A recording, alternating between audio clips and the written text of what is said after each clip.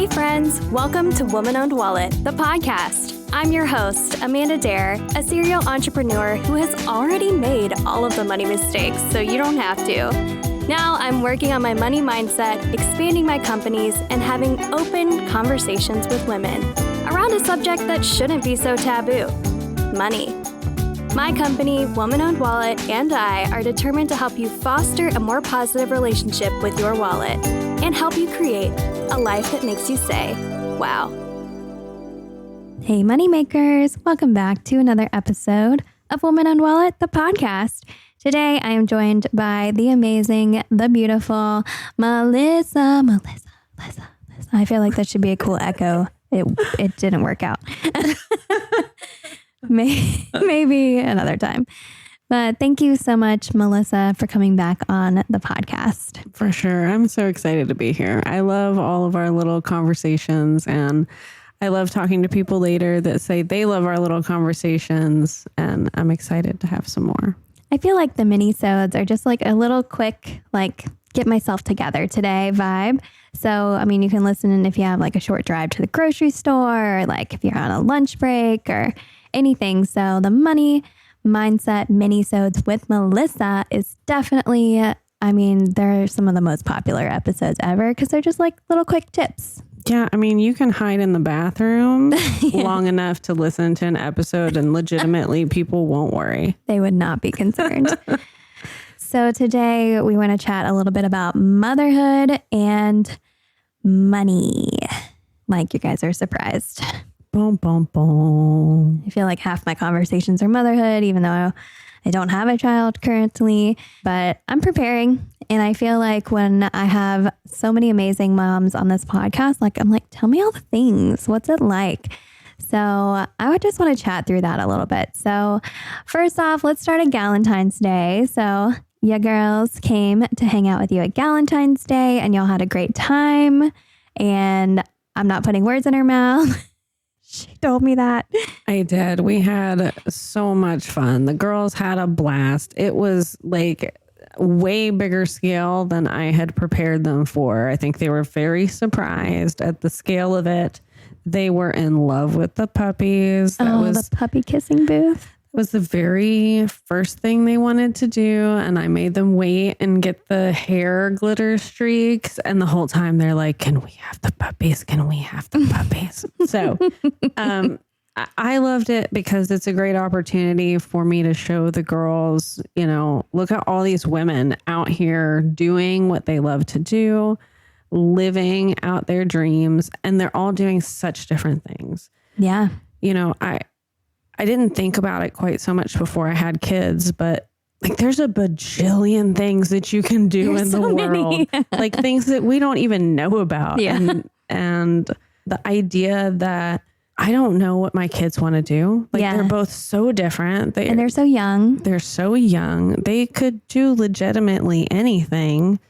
And I like to be able to show them opportunities of different people doing different things, and especially women, because it's not something that you get to see en masse every day, right? You know, and a lot of times, even women-owned businesses, you don't know that going into the business. Kids aren't going to know that. Oh, yeah. But these women are a different booth, and I can tell them all, you know, this person does this and this person does that. And I knew a lot of the people, and it's like, this is, you know, their passion. And I really like to be able to show them someone who's passionate about their job, because there's so many examples of people that aren't. Right.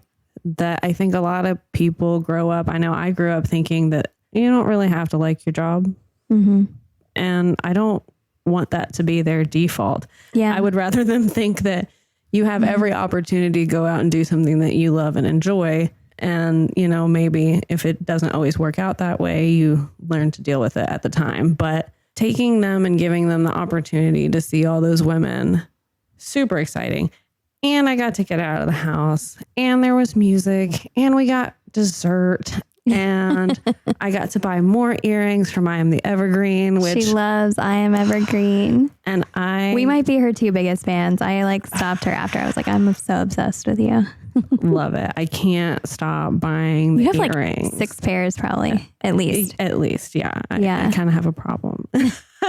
It's hand-painted art. I know, and it's love so it. beautiful, and it's so light, and it doesn't pull on your ears. Okay. Yeah. So we'll have to have Vanessa on the next season. We should. Yeah.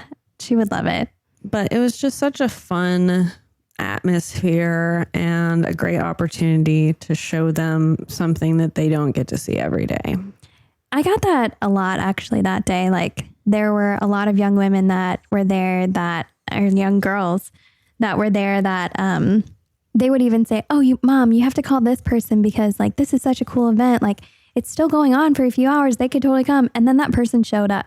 That's awesome. The scale of the event, I had a hard time explaining to people because they hadn't seen it before.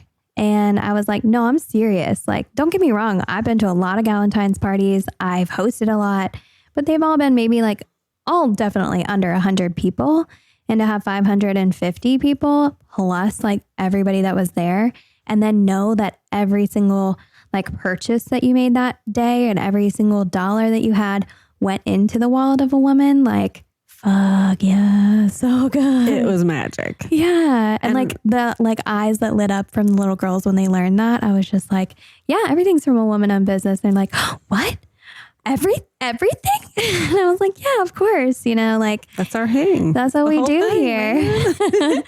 And I just felt like it was so cool. Like there were some little girls that stayed after. I just want to tell you this story. I think I've said it before on here, but they were one of my other friends' kids, and they stayed after and they were like, I want to help. I want to like earn some money so I can take home this like scrunchie. And I was like, okay. You know, and it felt kind of weird having kids help me, but like they're popping balloons or they're cleaning up some like, we had this weight that we like filled with water and it popped. So I was like, okay. So I was like, my knees are hurting. Why don't you help me clean up this water? You get a scrunchie. It's great. And as this girl was cleaning, she was like, I just feel like paid Cinderella. Like, this is perfect. And I was like, you're so cute. And she was like, well, I just want to be paid, you know, for the work that I do. And like, she was all about like on her like soapbox about being paid, you know, like fairly for her work. And I was like, never stop saying this. And if she can already understand it at probably, I don't even know how old kids are. So like 6 or 7, maybe younger. I was just like, the world, like the future, I'm so excited to watch. It just keeps getting better. There's never been a better time in the history to be a woman, and it just keeps getting better. Yeah. And we'll just, you know, we keep finding these things, you know, that are going on that aren't so great, but it's just going to keep getting better. For sure. I feel it. So with your daughters coming there, you said that they had picked up some of the wow bucks, I think. Yes. So you had the big swirly cash cube. Exactly. And of course they both wanted to get in. Of course, Juliet almost knocked the whole thing over. She really almost did. I was like holding it. You must have a video somewhere. I'm like, hold on, honey. Oh, I do. Yeah. She's a wild child. She's so excited. And so they grabbed all the cash with their hands and they shoved them in their bag. We got a little pink goodie bag and they shoved it in their bags. And when we got home, we laid them all flat and they wanted to put them in their wallets because they wanted to come back to the shop and spend their dollars. Yeah. So I didn't quite explain it to them that they're not real money, but I told them I could make it. We'll make it happen. Absolutely. Mm-hmm. But they did work hard for those dollars, those bucks. So they did, but they really, it's another opportunity to know that they don't really have any kind of perspective on money, right? They're 11 and 7. So I don't expect for them to have some great perspective, but thinking that $3 is going to get you more than one item almost anywhere, you know, that kind of thing. They're like, we're going to take these back and we're going to go buy all the stuff we want. Yeah. And I'm like, oh dear. I'm not sure if you can get like a drink at Starbucks for $3. No, I don't think you can. So I think that what I've been doing recently that I think is important is talking about what things cost. You know, in my household growing up, we didn't talk about money. I think most people's households don't talk about money. Yeah. But we're pretty open about, you know, what our home is worth, what we pay for the kids' school, what we pay for my water bill. Like I talk about those numbers openly around my kids, not really with them because it's not really a conversation to have, but I will do like perspective checks where they say, I want to buy a Lamborghini and it's going to be $300,000. And I'm like, well, that's more than the house we live in. Mm-hmm. And they're like, oh my gosh. That's more than the amount of debt I've taken to make multiple businesses happen. Exactly. Yeah. And they're like multiple businesses, multiple houses. It's hard to have perspective. Like we as adults have difficulty with perspective. Oh, absolutely. I know I have a lot of difficulty with perspective at times, not so much with money because that's one of my more strong suits, but I do have perspective issues in other aspects of my life. And I think that anytime that I can give them a glimpse of it without, I don't want to put any weight on their shoulders. They don't need to stress about anything or feel negatively about anything. But I like to try to equate real things to a dollar amount for them because I feel like that's going to build some knowledge in the back of their head that will help them start to gain that little bit of perspective. But I also, if they want to buy gum at the grocery store, they scan it themselves. They put in their cash. They go to the machine. It pops out their change. They get their little receipt. They have their bag. I always make them do that themselves. I feel like it makes it like a real tangible I like that thing. Yeah. And, my kids don't buy much. Right. And most of everything they need, I buy for them. Everything they need, I buy for them. Almost everything. Not the Lamborghini. Not the Lamborghini. Luckily for us, that is not a need. It's just not a priority. No. But when I started making them buy their own gum, like I'm very strict. When I go to the grocery store, I have a list and I'm buying what's on the list. And I usually don't like to take the kids because they want everything in every aisle. And I'd like to just get it done and go home. But when I take them, there's one rule. You get one thing. Both of you get to pick one thing that's not on the list. I have to tell you something. What? My husband does the exact same thing because I want everything in every aisle. And I made a deal with him that I usually say before we go in, if I'm like, I don't know, wanting just some magic and some whimsy in my life, I'm like, I need 3 wild card items. Or today I need 1 wild card item. And it's just something that isn't on the list that is fun or whatever. Just I hadn't thought of before, but I like to experience. I like shopping. I like the experience of looking. Right. And he doesn't want to take me to the grocery because I want wild card items. So that was our compromise. Was I get That's to have awesome. We have a number and we both agree. So I'm just like your daughters. Well, I'm sure my kids would love it if we could bargain, but they get no bargaining with mom. Me. You get 1 item each. So then they were like, oh, okay, well, I had some money. Like, they have birthday money or they're like, well, what if I want a pack of gum too? And so I told them they had to buy it themselves, whatever they did. Yeah. And then I don't know, a handful of weeks later, they're asking about something they need, like, I don't know, something for school, a uniform or something like that. And Penelope was like, are you going to make me pay for it? Or if you got this one? And I'm like, whoa, I've got Penelope. All the ones, bro. I got your back, girly girl. If it's like a candy bar, you can get it for yourself. Needs, I got you. Yeah, like treats I don't is know. Different. I didn't know if we were going to have to start to pay for everything. And I'm like, no. Oh my God. Well, I guess the way she's she's just challenging it. I think she was legitimately confused. Because she doesn't know. Yeah, because I've never made them buy anything for themselves at the grocery store before. Yeah. She was just kind of like, is this a new thing? No, you're totally right. I was just, in my brain, I was like, they must know. But then I was like, how would I know? They don't. And I didn't know that stuff. That's a hard thing to remember with kids is they really, they don't know. They're kids. They don't know a lot of stuff. You got to tell them. It seems like common sense and it is for an adult, but they're like in 2nd grade, right. It's not quite the same. Yeah. Well, my bad, Penelope. I didn't understand. No, nothing bad to you ever. Forever. I'm obsessed with you. So you're such a sweet girl.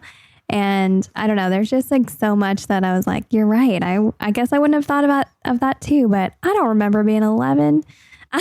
Not really. Me neither. I mean, like moments. I definitely don't remember much about 7 years old. So as I get into, motherhood and as you continue in it, obviously, like remembering these little things, important. And again, perspective. We love this word right now. Yeah. She's a vibe. It's been very a part of my experience lately is perspective.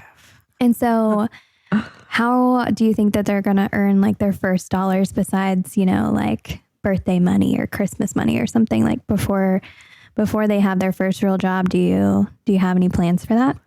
Yeah. So the rule is if you have your room cleaned by the weekend. So my husband travels for work and a lot of times he gets home late on Thursdays and past bedtime. So the kids don't see him until he comes home from work on Friday.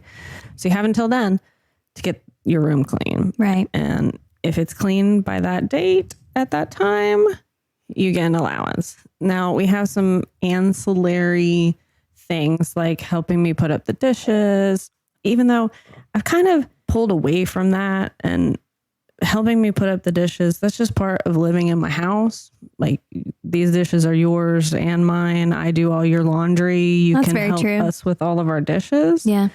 But the cleaning their rooms, because that's their space. Yeah, that's true. I like that, actually. That's a good point of like, this is just yours, and right. Being accountable for your own space and keeping it clean versus the shared, responsibilities of running a household.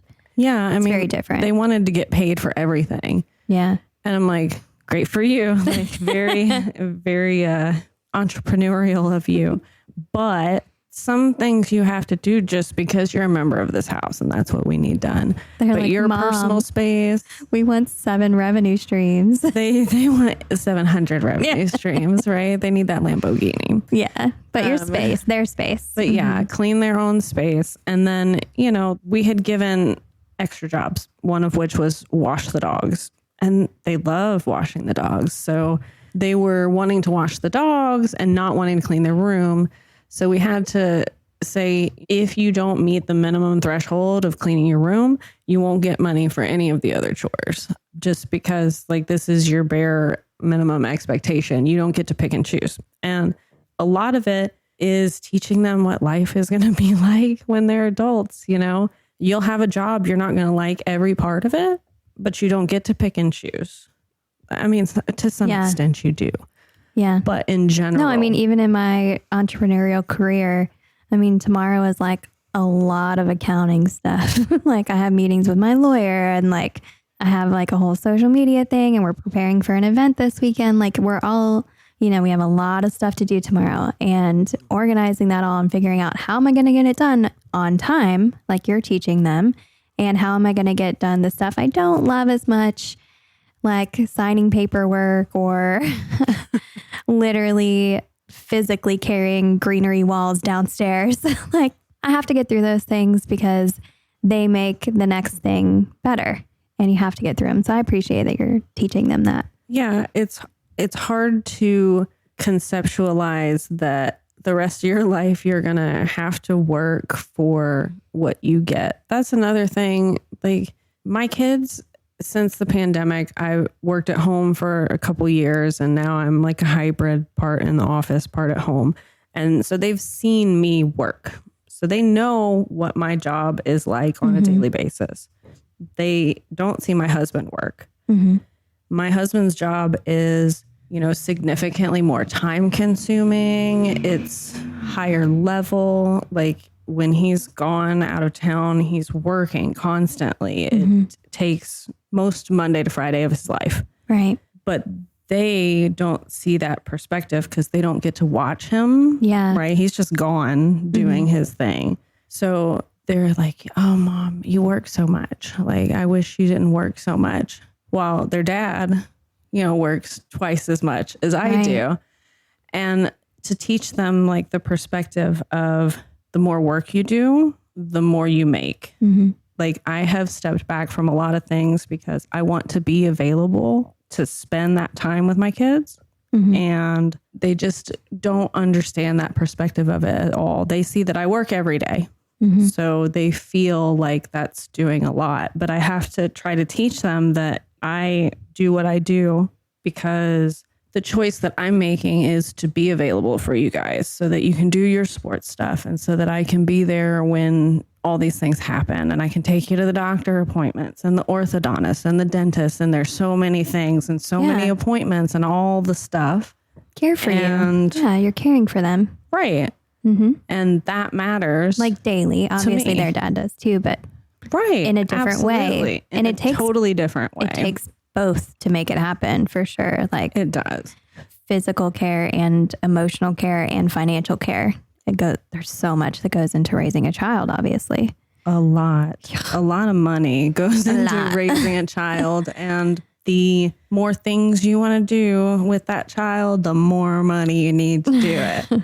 But yeah, it's all about, like, I want to prepare them that if you want to be a person that goes out and is a go-getter and you want to succeed in your field and be at the top, great, do that.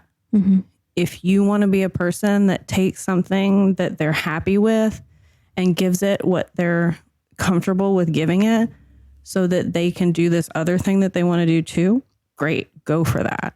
Money, it's important to have money. You need a certain level of money to survive, but like, I want them to know that everyone's money perspective and money levels and money thoughts are all so very different. Yeah. It's like a big ebb and flow between like what you can expect out of life in a way, like the perspective you're trying to give them, but also, and like the realities, and then also like letting them be a kid and like letting them be around it will make them aware of it in ways that, they're just little sponges. So they're going to hear him and they're going to be like, okay, now that I understand that a Lamborghini is 2 of my house or whatever it is, right?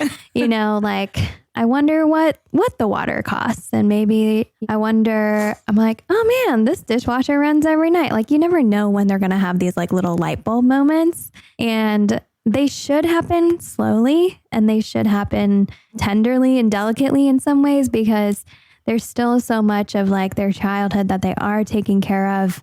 Over time, you start to release those so that they're caring for themselves, which is how they become an adult and a successful one in their own perspective. So for me, having a very clean house, like there's laundry all over my table right now, like, and it's mine.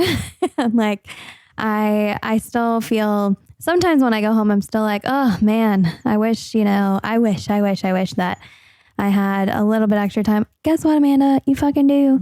You have the time. You just have to like prioritize things like we're talking about. You have to understand the amount of times that things take. Like putting away that laundry would not take me that long.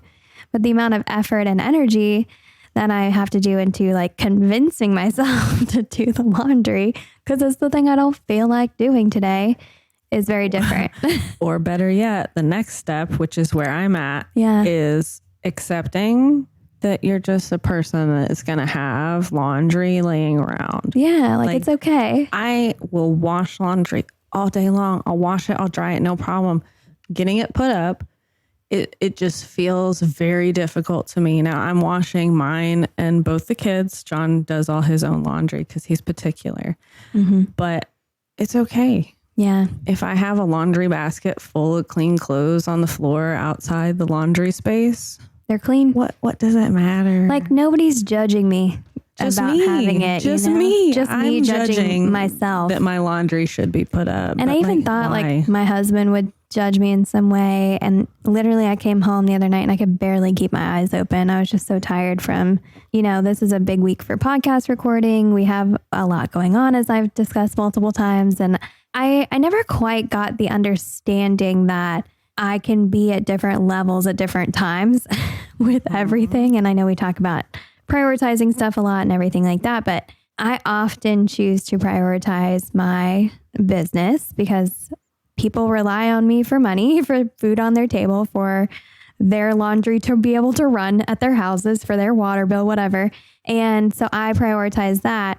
But I do struggle to prioritize myself because for me, clothing, I love dressing. I love getting dressed up. I mean, I'm very cozy today in my women's sweatshirt and leggings and pink cowgirl boots, wherever they went. I wore like slippers most of the day with a big smiley face. But I actually do enjoy organizing my closet and having it ready because the act of dressing in the morning makes me happy. So for me, it's like stressful to not have my laundry done because then the act of dressing is no longer as exciting. Right. And that is something that is self-care to me in my like creative expression. It is the way I just like to interact with it. It's my art. You know, I love clothes and I love seeing how they fit. If that matters to you, like I should prioritize you should find the time. But those dishes, nah. No, exactly. And another level, like I have gone beyond to reach out to my husband and be like, hey, because he's like, I don't know why it's such a struggle for you with the laundry. Like, what about it? Yeah, what like is what's, it? You know, I don't know. No. I don't know the answer. It just is. And so he's like, well, let me help you. I don't think it's a big deal. Literally, he was like, you know, you have a busy week. Would you like me to do some dishes? I was like, yes, of course. Yeah. So now I just pile all the laundry. And then on Sunday, he's exhausted and it's like time to get the kids to bed. And I'm like, hey, babe, remember you said you were going to do this laundry for me? He's like, gotcha. Yeah. And sometimes you just need to ask for that help, like you said, you know? Yeah. And I thought he would just judge me or whatever. But the other night when I came home and he was just like, Amanda, it is okay. It is okay. I'm not concerned. And I'm like, it's the dining room, which like is also his office. So I'd feel very frustrated when I'm like encroaching on his space. Right. Just because he works from home and I don't want him to feel that way. But then I like think about the amount of times that there's been like a sock on the floor for a week. And I'm like, really? That didn't bother you the entire week like it bothered me? And he just doesn't have the same like radar for stuff. And stuff kind of gives me anxiety just because I think my hoarding family background. And so like the stuff, I'm just like, that gives me anxiety. So anytime like it's really clean, I'm like, oh yes, so good. But anyways, we're talking about chores. We were kind of chores. I mean, I don't even love that word anymore. It's like you said, it's like daily. It's like mini jobs. Yeah. And it is a good way. I mean, it's the great way to teach your kids. They're kind of like, subcontractors. Here are the jobs that are available. Pick. So you got to take this one. After that, you get to pick what you want to do. I like making that. little consultants. Hey, just don't let them set their own rate, and then we'll be all right. It'll be Lamborghini prices. Lamborghini pricing. I'll never forget the Lamborghini. Lamborghini. So cute. Do you own a product-based business and want to take it to the next level? Or maybe you have an idea for creating and selling a product, but you're unsure of where to start. Well, hold on to your panties, y'all. I have the event just for you. Introducing the Ultimate Product Party. UPP, or Ultimate Product Party, is a creative business conference for product-based business owners, but it ain't your typical business conference. It's a freaking party. The UPP co-hosts Allison and Kat bring the energy and the fun when it comes to growing and scaling your product-based business. UPP is thoughtfully curated to cover all the bases of your product business through 25 plus speakers and workshops. I'm talking taxes, legal, product photography, outsourcing, introducing new revenue streams, pricing and production, selling wholesale, business funding, and so much more. I spoke at their event in 2022, and I'm joining the party again in 2023 with a breakout workshop on business funding, cleverly titled Marry, Fuck, Kill.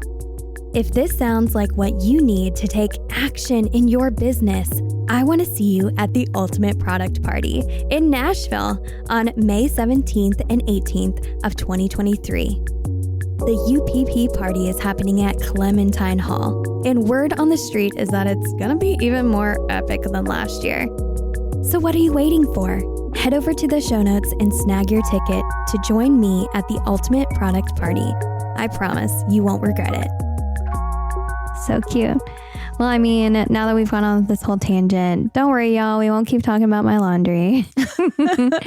But I do appreciate learning, like I said, from all the moms in my life. And I feel like there's so much that does go into raising children in perspective, as well as, I kind of call it like teardropping. Like you want to give them a little bit at a time. You do have, like 18 or plus years, with them a lot. Your kids are like the ultimate drip campaign, right? Like all you do is drip over them. Everything that you think they need to learn. Mm-hmm. You hope that some of it sticks and you fill them up with everything you got. So the drip is good to a sponge.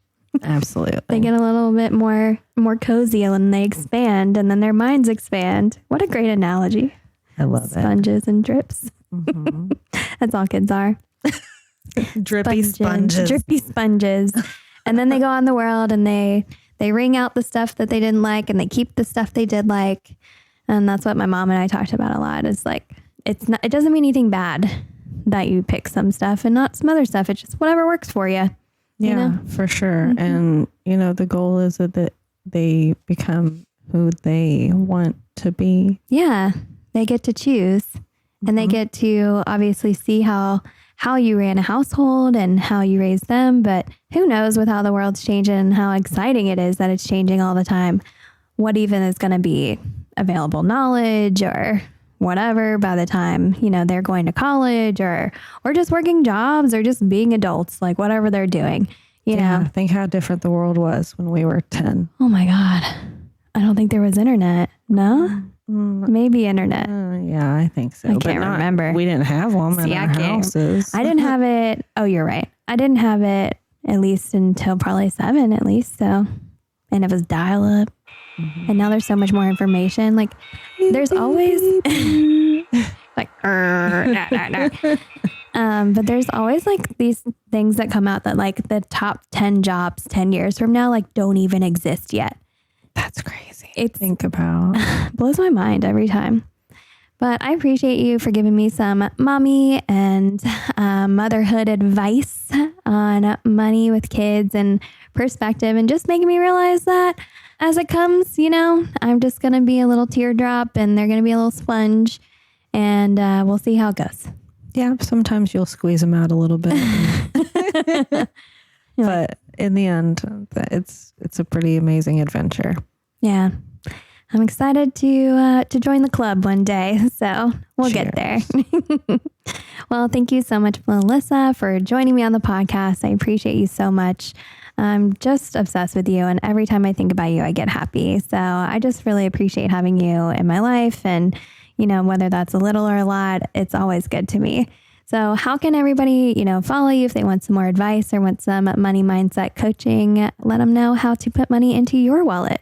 You can come see me at melissablandfordcoaching.com. And I've been off on the social media. You can check out my content. It's still there from before. Still good. It's all good stuff. I'm not currently posting, but it has been such a pleasure working with you. And we can go chunks of time without seeing each other and we get back together. And every time it's new and exciting. We always have fun things to talk about. Yeah. And thanks for always bringing me back.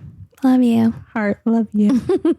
Well, moneymakers, thank you so much for listening and definitely check out melissablandfordcoaching.com.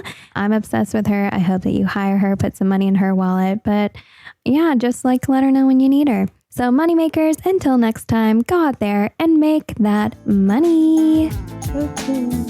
Cha-ching. If you want to put more money into the wallets of women like we do, then check out our website, thewomanownedwallet.com. And we can't wait to continue the conversation on our social media. So definitely follow us on our Instagram @womanowned.wallet and on TikTok @womanownedwallet. You can support us by following our podcast on Apple, Google, and Spotify. And don't forget to leave us a review. Thank you for listening to Woman Owned Wallet, the podcast.